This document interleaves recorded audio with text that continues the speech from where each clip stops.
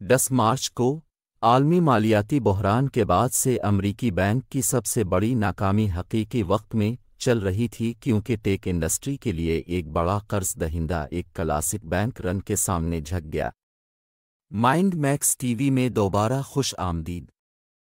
Silicon valley bank کے صارفین اپنی رقم کیلیفورنیا میں مقیم قرض دہندہ سے نکال رہے تھے اس سے پہلے کہ امریکی ریگولیٹرز نے کنٹرول حاصل کرنے میں مداخلت کی، لیکن گرنے سے منڈیوں میں خوف و ہراس پھیل گیا۔ کمزور مالیاتی اداروں پر درد کا ڈھیر جو پہلے ہی سود کی بڑھتی ہوئی شرحوں اور خود ساختہ زخموں کے غیر ارادی نتائج سے نبرد آزما۔ ایک ہفتے بعد دوسرا امریکی علاقائی بینک سگنیچر بینک بند کر دیا گیا، ایک تیسرا فرسٹ ریپبلک بینک FRC کو آگے بڑھا دیا گیا، اور 2008 کے بعد عالمی مالیاتی اہمیت کے حامل بینک کو پہلا بڑا خطرہ کریڈٹ سوئس UBS کے قبضے میں آنے کے بعد اسے ٹال دیا گیا ہے۔ لیکن رشتہ دار سکون صرف آخری سہارے کے قرض دہندگان مرکزی بینکوں مارکیٹیں برتری پر رہیں۔ گزشتہ بدھ کو ٹریڈنگ کے اختتام کے بعد سے امریکی اور یورپی بینکوں میں حصص کے بینچ مارک انڈیکس میں بالترتیب 20% اور 13% کی کمی واقع ہوئی ہے۔ ابھی کیا ہوا؟ امریکی حکومت کی فیڈرل ڈپازٹ انشورنس کارپوریشن نے کا کنٹرول سنبھال لیا۔ یہ 2008 میں واشنگٹن میوچل کے بعد امریکہ میں سب سے بڑا بینکنگ کا خاتمہ تھا۔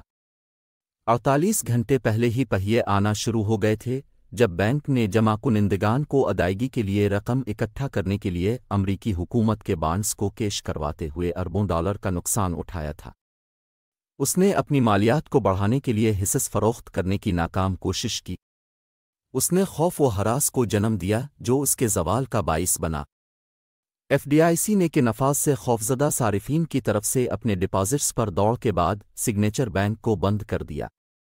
دونوں بینکوں کے پاس اپنے کاروبار کو فنڈ دینے کے لیے غیر بیمہ شدہ ڈپازٹس کا غیر معمولی تناسب تھا۔ کریڈٹ سوئس کے حصص میں 30% تک کمی دیکھنے کے بعد سوئس حکام نے ملک کے دوسرے سب سے بڑے بینک کے لیے بیک اسٹاپ کا اعلان کیا۔ اس نے فوری طور پر مارکیٹ کی گھبراہٹ کو پرسکون کر دیا، لیکن عالمی کھلاڑی ابھی تک جنگل سے باہر نہیں ہے۔ سرمایہ کار اور صارفین پریشان ہیں کہ اس کے پاس اپنے کاروبار میں طویل مدتی کمی کو ریورس کرنے کا کوئی قابل اعتبار منصوبہ نہیں ہے۔ فرسٹ ریپبلک بینک دہانے پر چھیڑ چھاڑ کر رہا تھا کیونکہ صارفین نے اپنے ڈپازٹ واپس لے لیے تھے۔ واشنگٹن میں ہونے والی ایک میٹنگ میں امریکی وزیر خزانہ جینٹ ییلن اور امریکہ کے سب سے بڑے بینک کے CEO جیمی ڈیمن نے پرائیویٹ سیکٹر کے بچاؤ کے منصوبے بنائے۔ نتیجہ امریکی قرض دہندگان کے ایک گروپ کے ساتھ ایک معاہدہ تھا جس نے خون بہنے کو روکنے کے لیے فرسٹ ریپبلک میں $10 ارب کی نقد رقم جمع کرائی تھی۔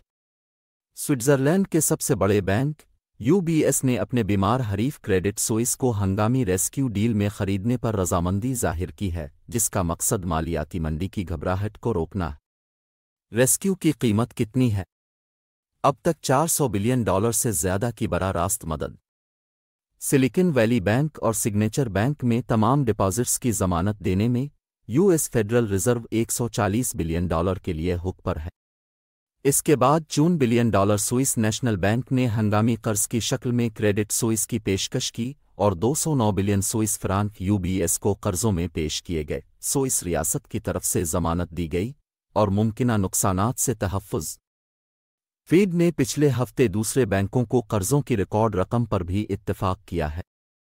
بینکوں نے حالیہ دنوں میں فیڈ سے تقریباً $153 بلین کا قرضہ لیا جس نے 2008 کے بحران کے دوران قائم کردہ $112 بلین کا سابقہ ریکارڈ توڑ دیا۔ بینکوں نے مزید بینکوں کو گرنے سے روکنے کے مقصد کے ساتھ ہفتے کے آغاز میں قائم کیے گئے فیڈ کے نئے ہنگامی قرض دینے کے پروگرام سے تقریباً $12 بلین کے قرضے بھی لیے۔ فیڈ نے مالیاتی نظام کو مجموعی طور پر $318 بلین کا قرض دیا ہے جو عالمی مالیاتی بحران کے دوران بڑھایا گیا تھا، لیکن یہ اب بھی ایک بڑی تعداد ہے۔ JP مورگن کے مائیکل فیرولی نے جمعرات کو سرمایہ کاروں کے نام ایک نوٹ میں کہا، شیشہ آدھا خالی نظریہ یہ ہے کہ بینکوں کو بہت زیادہ رقم کی ضرورت ہے، گلاس آدھا بھرا ہوا یہ ہے کہ نظام حسب منشا کام کر رہا ہے۔ بینکنگ انڈسٹری کو بھی اربوں کا نقصان ہوا ہے۔ JP Morgan Chase Bank of America اور سٹی گروپ 11 قرض دہندگان کے ایک گروپ میں شامل ہیں جو کہ $30 بلین کی نقد رقم فراہم کرتے ہیں، جس کا مقصد فرسٹ ریپبلک بینک میں اعتماد کو بڑھانا ہے۔ HSBC نے مبینہ طور پر کہ UK کے کاروبار کے لیے $2 بلین سے زیادہ کا عہد کیا ہے، جسے اس نے اتوار کو £1 میں خریدا۔ کیا میرا پیسہ محفوظ ہے؟ اگر آپ کے پاس FDIC کے ذریعہ بیمہ شدہ امریکی بینک میں اکاؤنٹ میں $250,000 سے کم ہے تو آپ کو یقینی طور پر فکر کرنے کی کوئی ضرورت نہیں ہے۔ مشترکہ اکاؤنٹس کا بیمہ $5 تک ہوتا ہے۔ یورپی ممالک بھی اسی طرح کے پروگرام چلاتے ہیں۔ سوئٹزرلینڈ میں فی جمع کنندہ 1,00,000 سوئس فرانک $1,08,000 تک کا بیمہ کیا جاتا ہے۔ یورپی یونین میں ناکام بینکوں کے صارفین کو ان کے ڈپازٹس میں سے 1,05,431 واپس کرنے کا وعدہ کیا گیا ہے۔ مشترکہ اکاؤنٹ ہولڈرز مشترکہ €2,00,000 $2,10,956 معاوضہ وصول کر سکتے ہیں۔ برطانیہ میں جمع کنندگان کے پاس £85,000 $1,02,484 واپس ہو سکتے ہیں اگر ان کا بینک نیچے جاتا ہے۔ جوائنٹ اکاؤنٹس کے لیے £1,70,000 $2,04,967 تک دگنا ہو جاتا ہے۔ کیا اس سے کساد بازاری کا زیادہ امکان ہے؟ ہاں، دوبارہ یہاں وہ ہے جو ییلن نے سینٹ کمیٹی کو بھی کہا، یہ اسے اہم منفی اقتصادی خطرے کا ذریعہ بنا سکتا ہے۔ گولڈمین سیکس نے بدھ کو کہا کہ بینکنگ سیکٹر میں بڑھتے ہوئے تناؤ نے اگلے 12 مہینوں میں امریکی کساد بازاری کے امکانات کو بڑھا دیا ہے۔ بینک اب یقین رکھتا ہے کہ امریکی معیشت میں ایک سال کے اندر کساد بازاری میں داخل ہونے کا 35% امکان ہے، جو کہ بینکنگ سیکٹر میں مندی شروع ہونے سے پہلے 25% تھا۔ دنیا کی دوسری سب سے بڑی معیشت، چین، پچھلے سال کے آخر میں سخت کووڈ لاک ڈاؤن اقدامات کے تیزی سے خاتمے کے بعد سرگرمی کے پھٹ جانے کے باوجود بھی تڑپ رہا ہے۔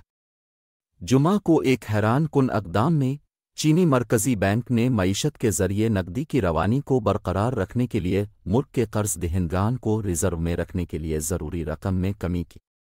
ویڈیو دیکھنے کا شکریہ، امید ہے آپ کو یہ ویڈیو پسند آئے گی۔